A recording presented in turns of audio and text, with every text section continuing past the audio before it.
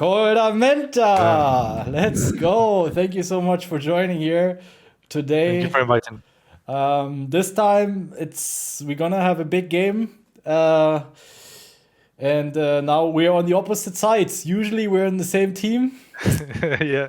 for a long time, but yeah, of course it's gonna be a big game on Friday. Are you prepared? Are you ready? Yeah, we are ready. I mean, it's really exciting for me. Really exciting for me, and I think everyone in the community is also expecting it because recently, I don't know, like I guess both of the teams with like one or two other teams are looking like the strongest in the scene. And I don't know, I feel like everyone is saying that it's gonna be, it can go both ways. That's what everyone is saying. Yeah, So I think it's gonna be exciting. It's gonna be exciting. yeah, absolutely. You have been building something big there. I mean, or you have a very strong team. I think it's very scary, but our boys, they're also not shy to um, show a good performance. But I think Yeah, for the viewers, it's gonna be an exciting battle. Are we gonna see? yeah. Are we gonna see Neo on Friday?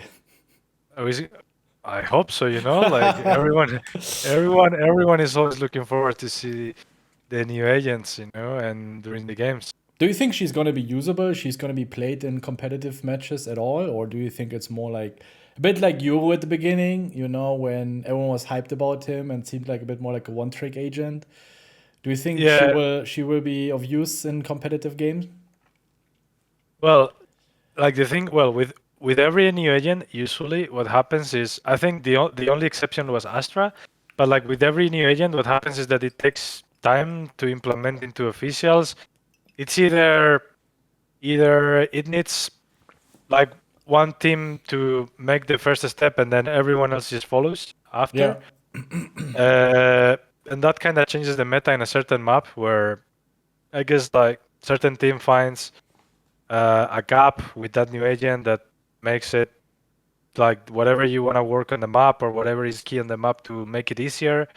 And that kind of changes the meta for everyone else because now they're doing this, so you either copy that or you fall behind.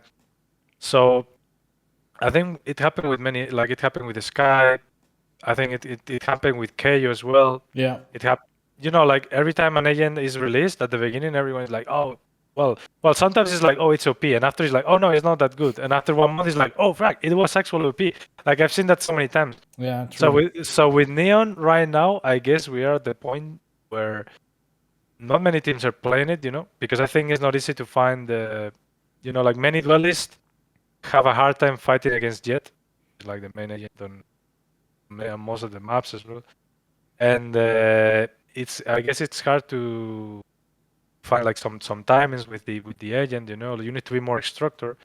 I think there's some agents that give you more flexibility, and maybe Neon is more like you need to have more setups and play around and things like that. But I'm pretty sure in certain maps we're gonna see it, and it finds like new opportunities and also like ways to upset enemies. Because I think when you play something new, the first time you play it, you're always gonna surprise. You're always gonna upset the enemies, and that's always like a 10, 20% or whatever that it's important. Yeah.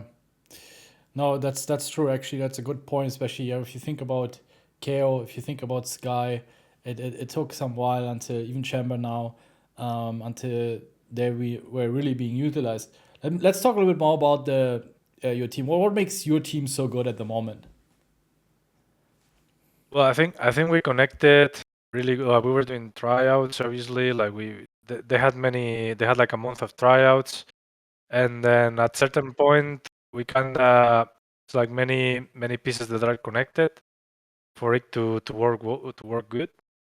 Uh, I think everyone in the team is really, like individually, everyone is good.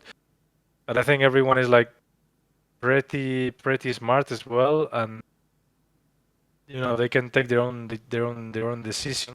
But which I think is important. But I don't know. Like I feel like in many maps we just clicked. Like we instantly we have many people giving input when it's needed.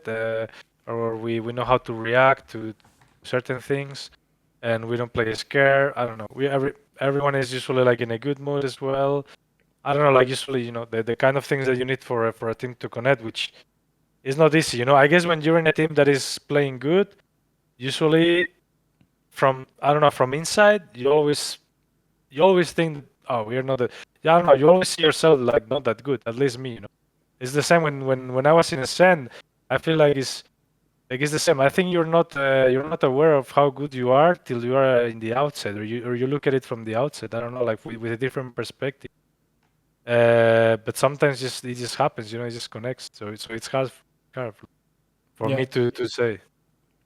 Yeah, I mean, it seems like you guys have a good chemistry, so you come along well. What is it usually that if you pick a player? I mean, you have been now, we met in PUBG, you have been building teams there, you have been playing with multiple teams in PUBG. Now in Valorant, you've been building teams or joining other teams.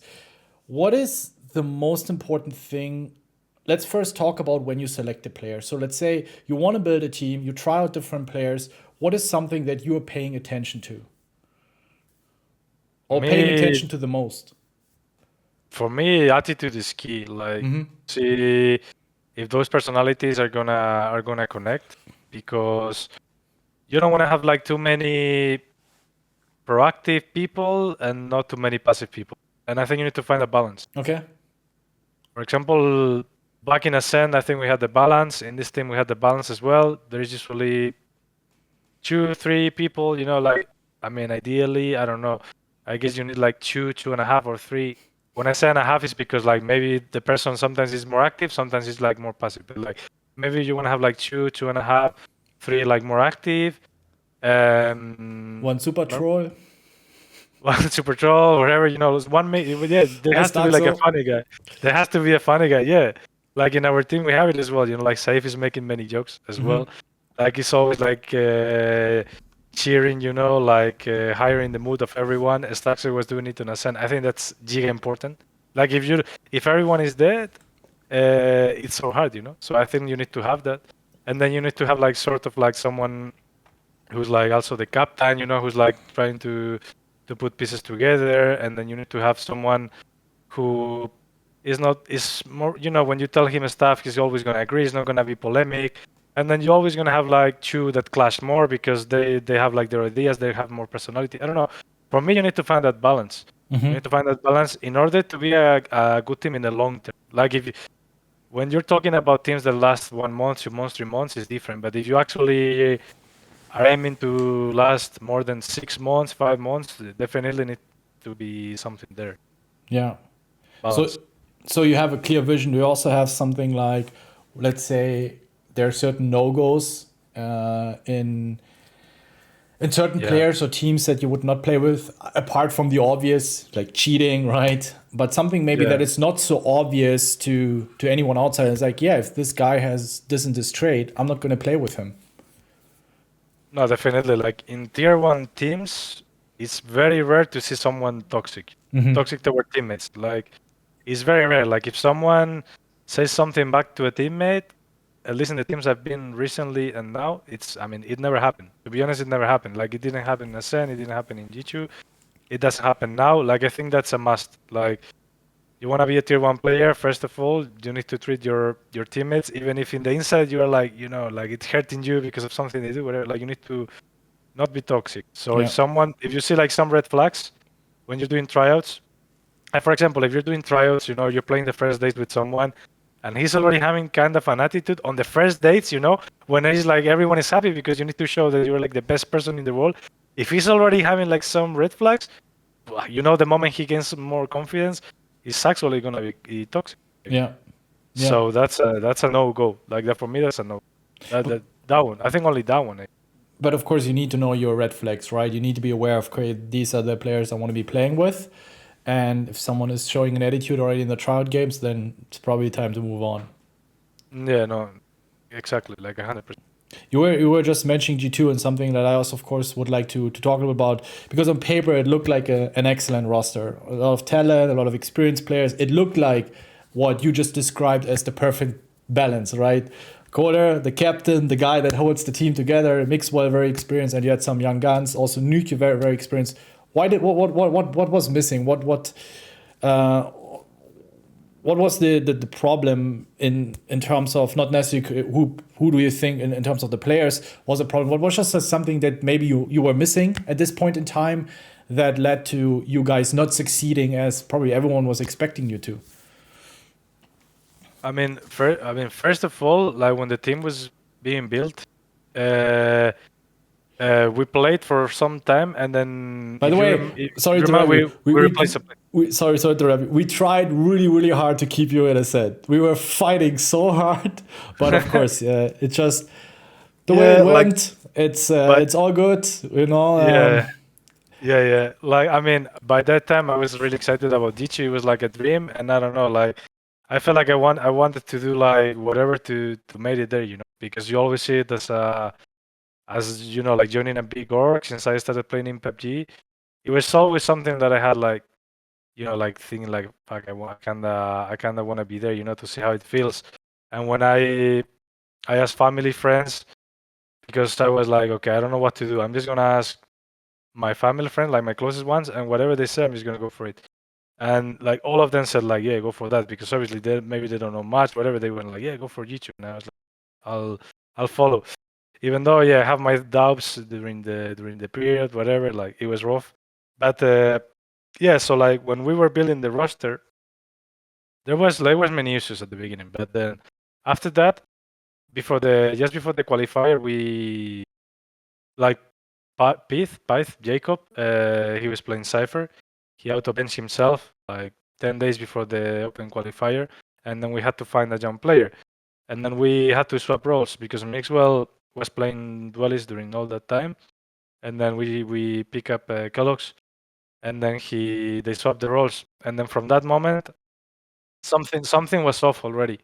Like something felt like the roles weren't there. Like Mixwell was playing like many agents. You know, and I don't know. We didn't have much time to pick up the player, and then we went with Klaus, who was super talented, but we had to swap the roles. So from that moment, we kind of started in I don't know, like a roller coaster that led into a play style where it was never structured. Like it was never how I really wanted to IGL, or not even close to the way I wanted to play. But kind of with the pieces we had, we were adapting and just playing on the fly, you know. Like that's how it felt. And also, if you think about it, like yeah, people maybe were suspecting us to be like a great team. I think like the problem was that we weren't playing good. Mm-hmm. Because we actually made it to Masters 3 and we finished top 3, top 4. We lost in the semifinals to Gambit, but like we made it to the semifinals, you know, like playing the way we were playing, and after all that happened, it was kind of successful, you know. Yeah. And after again, like it's not that it was a super disappointment, right? You still had some decent results, you know. It's like, hey, you made it to semifinals at Masters 3, so something definitely. Yeah. For some people, it looks like it was way worse, but I think it was because of the way we played. Because when you were looking at our games, you were like, one is playing like for over there, the other one is over there, then this one is clutching. Then I'm not gonna lie, like I was really uncomfortable with that playstyle. I think I was playing at my worst, probably. Like I don't know, like I remember back in Ascend, I was way more comfortable. I was playing way better, and now with Gale, I feel like I'm playing like much better as well, because it's kinda, I don't know, like as an IGL, if you're doing constantly things, you're looking at the radar and thinking what we're doing, you know, constantly. You're kind of, I don't know, it feels off. Yeah. But even though we made it that far, but as I said, like the reason of the G2, I think was like the roles weren't there, and at some point we all kind of personalities didn't connect as much, you know, as I was saying, that it needs to be clicking. So yeah, I think that was the problem, really. Do you also feel like you have more trust as in your abilities as an IGL with Guild? Yeah, no, for sure. Like 100%. Like mean, not to point at anyone, obviously, but in G2, it was harder, I guess, to IGL, of course. People in general. Yeah. Like, just in general. In Guild or back in Ascend, if I tell someone, don't move, do this, they will do it. And that's how it's meant to be if you're playing like main IGL role, obviously. Yeah. Not because it's something I want to do, Yeah. just because it's how it is. Yeah.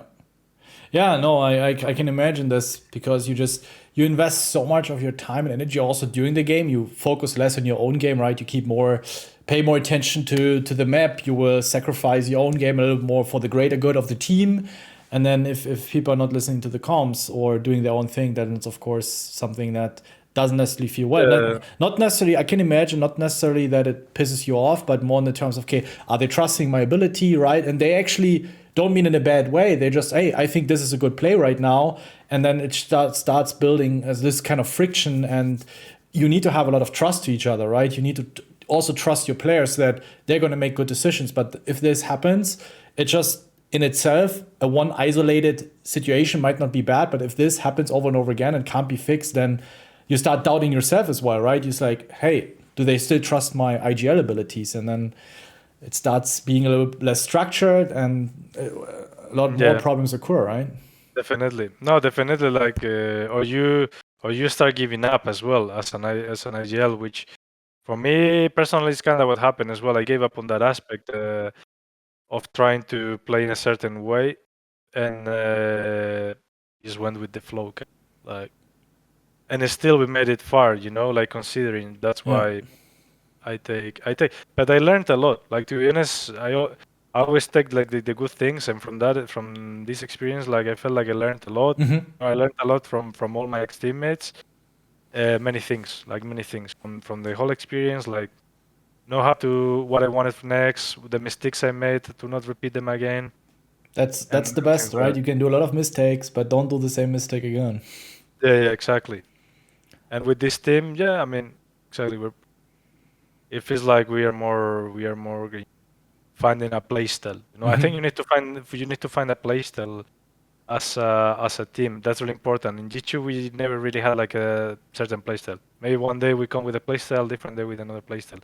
I think there's teams that have defined playstyles that I see.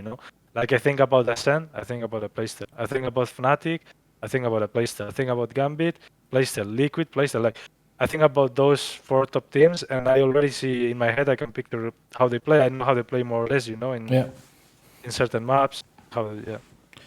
What do you say if you think back at the beginning of your career? And I think PUBG esports was the first series title, or was there a title before that where you were already competing on a relatively high level, or was PUBG the first one? It was PUBG. PUBG.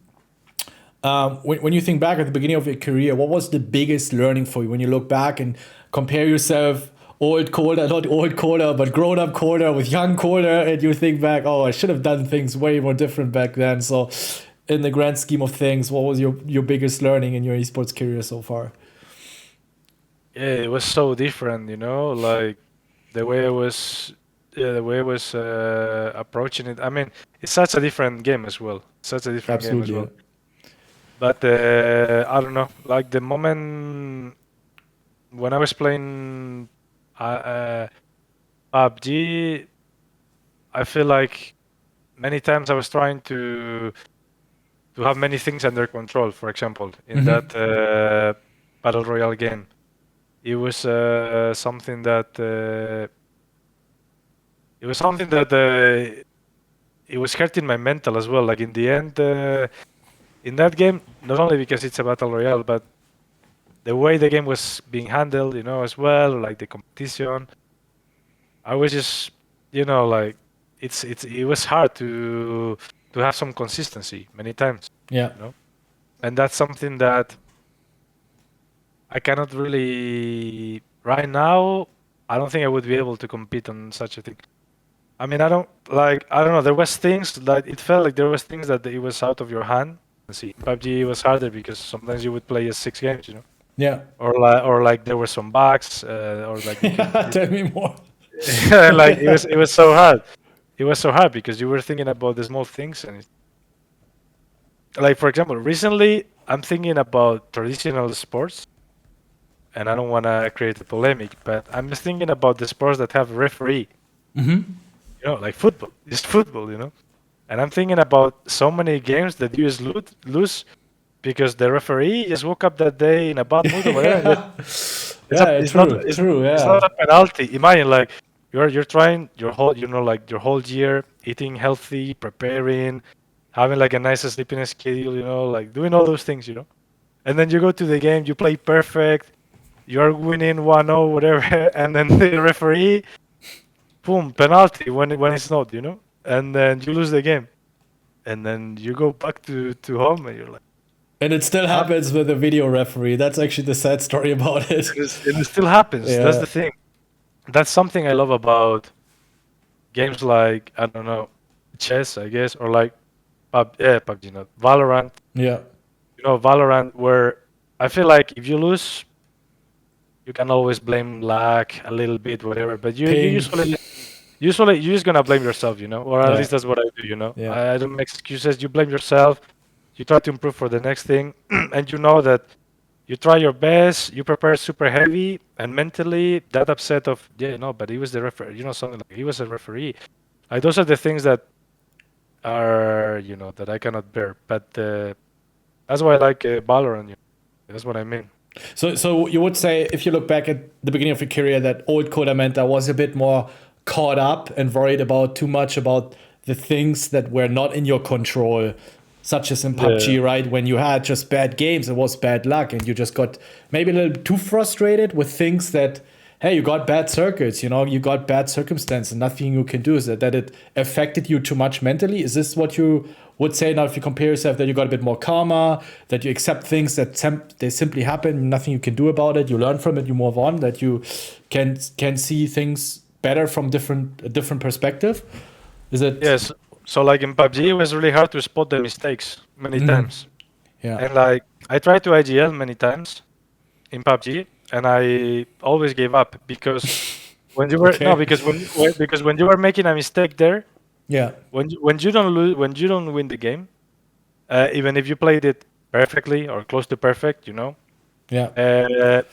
Teammates would always be like, "Oh, we should have done that," Yeah, there's We a should have done that definitely more opportunities, right? after because after watching the game, after watching what happened, you say like, "Yeah, we should have done the opposite." Yeah, of course, Yeah. Say it before it happens, and then I agree. And for me, the rule was, for example, we're playing PUBG. If I call something and you call the opposite, but I'm the AGL and I stick to my call, and then we fuck up, and then the call that you gave was the right one, then you can blame it. You can be like, "Yeah, I told you. You see, we should have done that." Yeah. But if you don't say anything and I call something, we go for it, and after the game you watch it and you say like, "Yeah, we should have done this." Then that's what I hated. That's what I hated the most, because in PUBG you were playing like trying to find the consistency, trying to play like the best with the information you had, and then you would still go into like a third party from behind, whatever, and then someone would be like, "Yeah, we should have gone faster here." Then I would get super upset, being an IGL there. I felt like many people playing that game pros, they didn't understand like what the statistics or trying to find consistency was. They always had a excuse or a better idea after watching what happened. Yeah. And that was too much on that game. Yeah. Yeah, PUBG was definitely an extreme game in terms of you needed to have very rational teammates that understand that basically every decision is just like some sort of a guess, right? Because you have very limited information and you just try to make the best possible guess. Valorant, I mean, of course, the map is much smaller. You have way more information. You have less opponents, so you can do way more accurate decisions. But you can still be off, right? It's like you can not expect everything. But I think it's still in any kind of video game or when you build teams, having very rational and teammates that understand that, especially as an IGL, that a lot of work and consideration goes into your work, and that just sometimes you're gonna be wrong, right? And you don't want to be the guy be like, hey, we should have done this. It's like, yeah, awesome. If I watch the VOD, can also be the smartest and tell you what to do. So yeah, I can definitely understand your pain in PUBG. I definitely wouldn't enjoy being an IGL in that game either. No, it was hard. Like it was hard. That's why I gave up and I was like, no, I'm not gonna do it. Even though I always thought that I was reading good the games. Like I kinda, seeing like the gaps, like getting the info and how to react. But yeah, no, it was really hard. That's the difference between. But I still learned, like Yeah, you always learn anything, how to behave in a team from teammates, what you expect from teammates, what you don't, yeah. how to handle some pressure situation like that. Do you still sometimes play PUBG, or is it completely GG? No, I never play, but because I don't know, like when I was playing PUBG, I wasn't really playing anything else either. And when I play or compete on something, I only play that, to be honest. I rarely play one League of Legends game or something. Once Yeah. in a while. In a while. I think But that not that's basically also your character and how I learned you. You're the type of guy that not only wants to grind the game, usually a mechanical skilled guy, a fragger. You know, he gets very good at this game, and is who mostly focus on the skill side of things, and not necessarily so much on the strategy side of things. Can still be an insane player, but I feel like you're trying to do both. You try to get mechanically better, but you also try to learn the game. You know, yeah. it's like you invest a lot of time in understanding the game, learning the game, and Yeah. this is also. I mean, it's important as an IGL, right? No, it's really important, especially at the beginning. Coming from PUBG, I felt like I had a disadvantage with the CS:GO people coming from CS:GO. So I put like so much time and constantly trying to understand the game because when the game came out, there were so many abilities, so many ways to play, and then wow, you put so many hours, especially at the beginning, like thinking about every single ability, all the map, all the areas of each, like yeah, you constantly do, like you see other people play, with the you copy them, like like there is so much, and then on this game as well, I feel like you can constantly renew, because they Yeah, constantly add a new map or like new agents or they change an agent. So I think it is constantly evolving. It's not like you can just sit and the meta is never gonna change. I think that's what's interesting on this game as well compared to others, that you can constantly find like new things to do, and it's never gonna stop. I feel like you always need to be there. yeah. Let's talk a little bit more the teams at VCT. Who's your dark horse? Who's the team that you think can pop off big that maybe not everyone expects to pop off big? Yeah, I mean in our group, let me think, and the other group. We have BBL, SMB, Big, Yeah. London United, Well, then I'm gonna go for big. Big. Like I'm gonna go for big. I don't know. I feel like for many people they are kind of like the dark horse Mm, because big is a team that has been there since the beginning. Like I remember playing against them more than a year ago. Like they were there, they did some roster changes, and it feels like finally they found their groove. Like Twisten is playing really good. I mean, everyone there is playing really good. Everyone is really good. Like the new player Casper as well. Like everyone. Aslan feels like he's playing better than ever. I don't know. Everyone. So, and I think they found the playstyle. I think when I saw them playing, like I feel like they react really good. They have many setups and many maps. I don't know. I think they are. They are horses. yeah. I mean, Gob reminds me a little bit of you. Also, that tactical player that approaches the guy from a very like a different perspective than most players would do, and also understands the depth of the game very well. And it's funny, we had the podcast 2 weeks ago with Mitchman, and we were talking about this. He was placing his bet on Alliance, and I placed my bet on Big, being the Yeah, dark really. horse, and then they qualified. So I mean, to be fair, it's German team, or a lot of German players in there, and I'm following their journey now. And I know Gob even back then from CS 1.6 when I was still playing. So Yeah, he's I 34, I think. he is that's insane. He's the And he's there. OG. No, that's insane. Like at some point, I was thinking, I think I'm gonna be the oldest in the league, maybe, you No, know. no, no, no, no. But no, it's go B, then it's Angel, and Yeah. then it's me. I think that's how it is. I think we are the three boomers. But like, yeah, go B is 34, and that gives me hope, you know. Because Yeah. I'm like, well, I can still compete with, and obviously you can. There is nothing that impedes you. I think you just need to. I think the older you get, you just need to take care more of yourself Absolutely. Yeah. and do more things. Because I think when you're 18 or 17 or 19, you can get away with many bad habits. But the older you get, is like maybe from 24, 25 years. That's when you start thinking or start. It Depends on your hurts guess. here a bit. Starts hurting here a bit. You know, like Yeah. the old age, old age with 25 is kicking in. But yeah, No, no, but yeah. it's true. But Yeah. So I mean, that's great to see, right? That even with an older age, you can still compete. And it's I think if you it's take care of yourself, there's definitely maybe we're gonna see the first 40-year-old competing on tier one esports. And especially PUBG is a bit more forgiving because it's less reactive. It's a bit more strategical. But Valorant, I'm also very surprised to see some of the older players.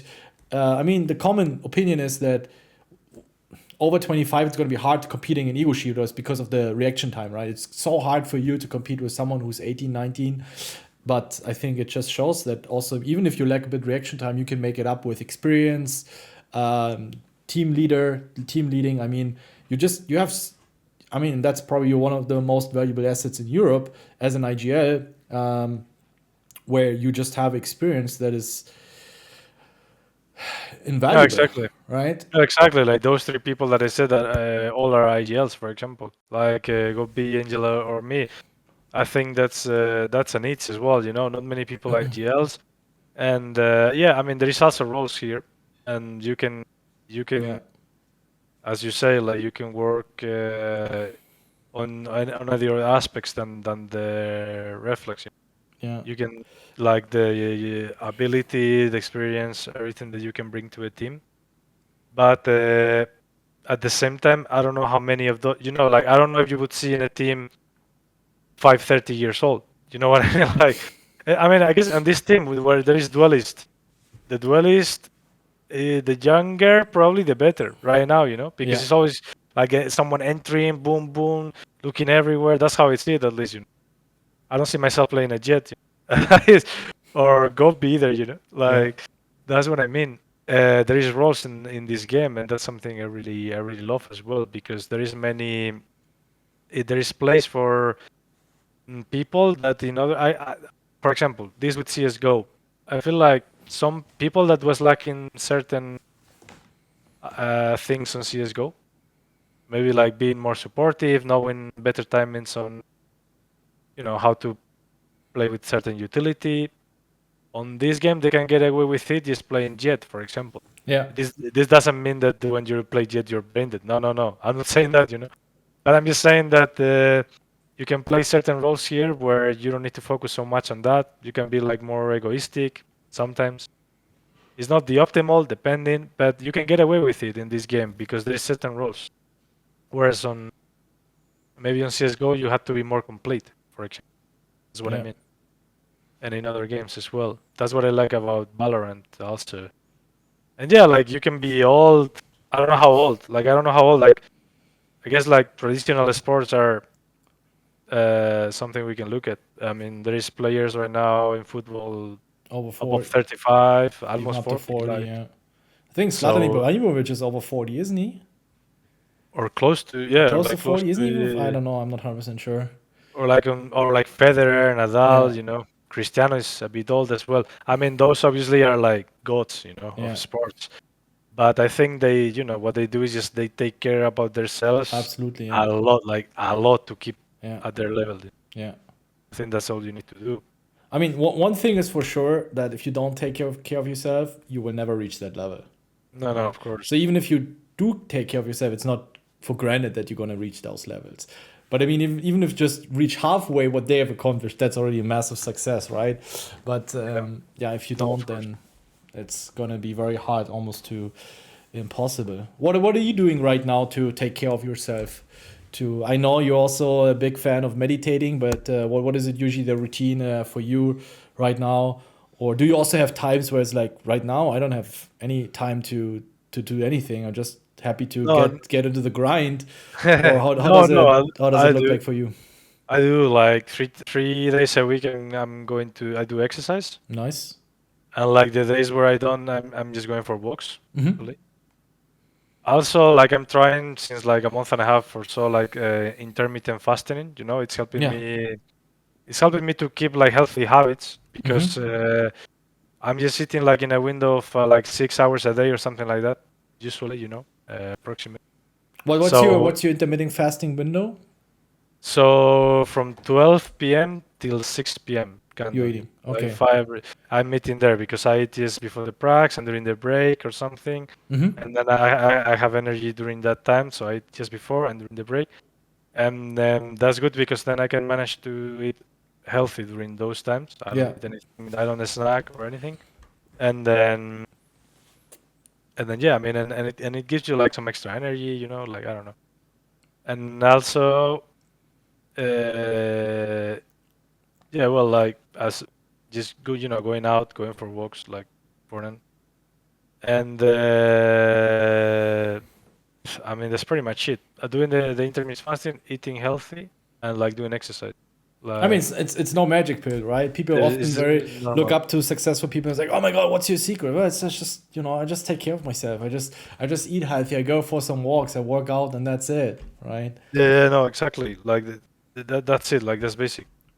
Yeah. And now, and I don't know. Like I'm trying to force myself into reading a little bit, or like I'm trying to do as well, like the not like trying to use my phone less. I downloaded like an app as well, like some weeks ago, that tracks how many hours you use your phone daily. Oh So my god, if people have a look on that, they're gonna be terrified. yeah, like that's the thing. Like when you realize, it's like I spend this much time. I think it was above 3 hours. It was above 3 hours a day. Like that I was mean, on my for phone. some people, it's probably over 5 6 hours.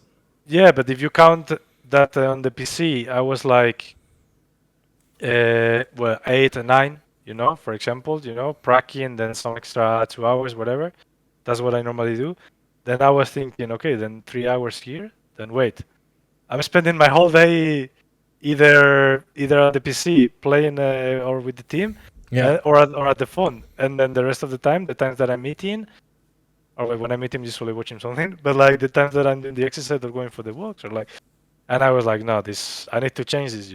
Like I need to find time for focusing because I was realizing that uh, it's like an addiction. Like Yeah. everything Yeah. is an addiction. It's 100%. like it gives you like some dopamine or whatever. Like looking at the phone and scrolling down something. It's like I don't know. Like it's the same as eating sugar or something. Like it's some drugs that. And then when you realize, I think it's a good time because it's the moment that you realize and you actually want to attack it, you actually want to fix it. I think that's the first step, obviously. Hmm. And then when you are fixing it, while you are working on it, you realize how bad it actually is. Till I guess it's hard to realize and it's hard to start fixing it. But the moment you do it, you realize that you see the improvements, you see actually how bad it was and all that. And so I'm actually doing that and trying to read a little bit. It's trying to do things outside the game Just to to keep. keep your mind also busy and get a bit away from all the dopamine release from social media and gaming to Yeah, like, yeah, it's that's pretty smart. It fine. also has helped me a lot. Yeah. And it's nothing fancy. What really helps me also throughout the day, usually what is the first thing we do when we wait for something or for someone? You wait in a line or we're in a public transportation, we check our phones, right? And like Fine. I just remember when I was 7, 8, 9, 10 years old, and I would go to school and sit in a tram. I would just look outside the window for 10 minutes. And then Yeah. these days, if you're in a tram, look outside of the window for 10 minutes. Most people get terrified. It's like, Yeah. fuck, like I need to do something. And just being okay with doing nothing is a huge underestimated skill. It just gives you so much patience and will increase your focus and your ability to see things so much clearer. It's insane. It's just these small things and doesn't cost you any time. You Yeah. have to wait somewhere anyway, right? So Yeah. just force yourself, practice to embrace the boredom. It's a powerful Yeah. concept. Like no one does it. No one does it. Like nowadays, like everyone would be looking at their phones, and some people, most of the people, is gonna say like, yeah, yeah, whatever. But no, it's true. Like it gives you, like it's at some point it becomes an addiction and it gives you anxiety. Like Yeah. and the moment that you're looking at the phone, like in those moments, and then you need to look, or you check the WhatsApp, like you read all the conversations, and then I don't know, like at least myself, I do it a lot, and I know that not everyone does, but yeah, I don't know, 80, 90% of population is doing it, and And I think it's uh, normal, right? I think, it's well, normal everyone is that, it's nowadays. normal, right? Why should I bother? Yeah, everyone is doing it, and I think as a pro player, working in all those things, because it's what I think. Like if you have like a normal job or whatever you call it normal, but no, Nine you to don't want to five be the job, best. yeah. Yeah, if you don't want to be the best at something, if you don't want to be like a competitor, yeah, maybe like it's fine, like keep doing that. I mean, I guess it's fine. Like it's not gonna give you an advantage maybe at your job. Yeah. But when you want to compete, like all these small things, I think it gives you like an extra advantage always that Yeah. for me as well, like especially as an IGL as well, like you need to work more on your mental and all these things. But for all the players, I think it would help. But you tell this to an 18 years old, it's gonna tell you to shut up, like. No, of eh, course. You have to approach it also very careful, right? It's like maybe just here and there, make them aware of it. Like if you just say, here, you have a diet plan, intermittent fasting, meditating. It's like, what the Yeah, fuck you want from me, right? yeah, and as I said before, like I think they can get away with it when they're so young. When you're so young, you have so much energy in your body. Like those years, you can get away with it. Obviously, I think for the young players, probably encouraging them to go to do exercise because that one is more easy. Do some stretches with the wrist, like sitting good, like all that. So in the future they don't have injuries, like all those, like those three at least, they can start doing. Yeah. Yeah. Absolutely fantastic. I'm happy that you brought it up, and I think we. Like I know Yeah, you're a lot into that, and I always take you as an example I'm. as well because with many friends, I always tell them like, yeah, well, my old boss, like I remember because many of these things I started like getting interested when I was in Razor Age, and the first thing we were doing like the visualizations, the meditations, the things with the phone, like all these things, like when I started paying attention to first, but when you were teaching to us, and after like I realized the importance of it, at least for myself, Yeah. and yeah, I don't know, like Yeah. And it's it also reminds me a bit of the way you were just saying this of us back then trying to introduce you guys into some of these techniques and paying also a little more attention to other things than just grinding the game.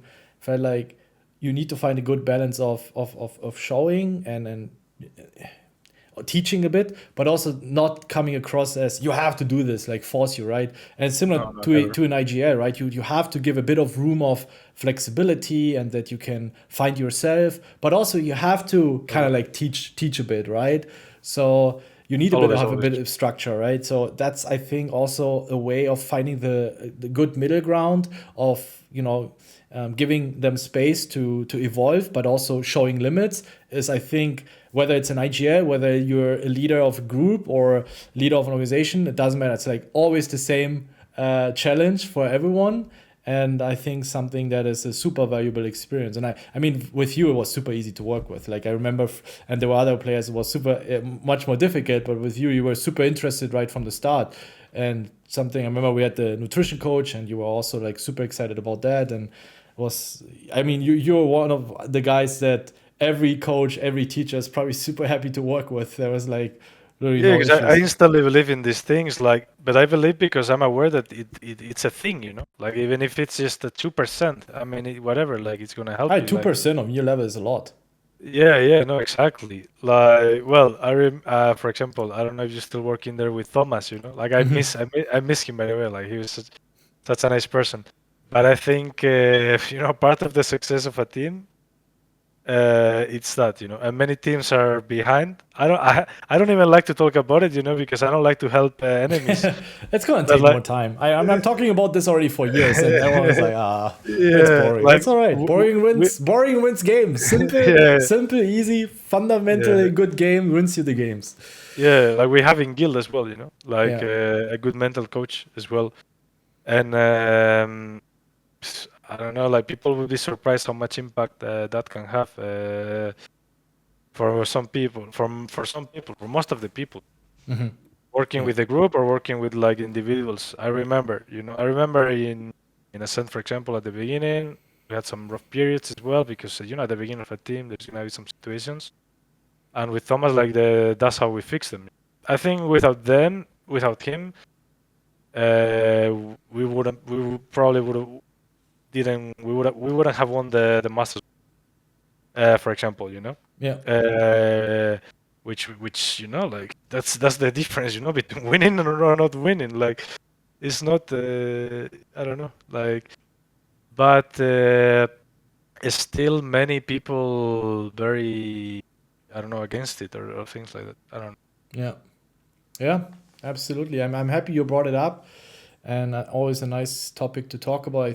I mean, no, most people are not really interested in that, but those who are eager to excel in something are probably going to be super grateful about that input. So thank you so much for sharing that, and I found it incredible valuable.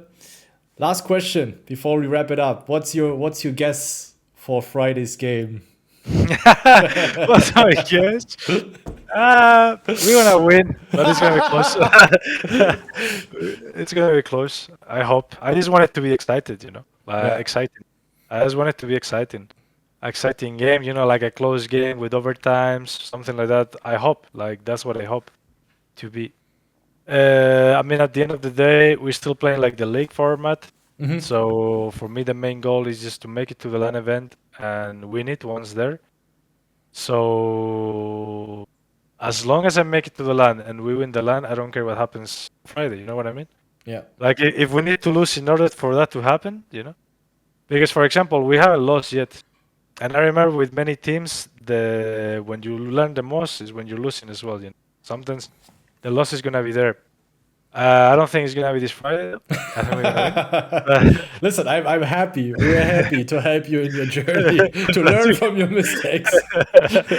No, but like yeah, I just hope it's exciting, and I think it's gonna be so. It's gonna be fun. Let's hope for a big game. Thank you so much for joining here today. If you guys have any questions for Coda, feel free to drop in the comments. I wish you guys all the best for the league, and yeah, I mean that would be so insane if both of us make it to the finals, and then I hope so. we can see live. Coda, thank you so much for joining. Thank you. Don't forget, guys, to smash that like and subscribe button, and then see you guys next time. Bye bye.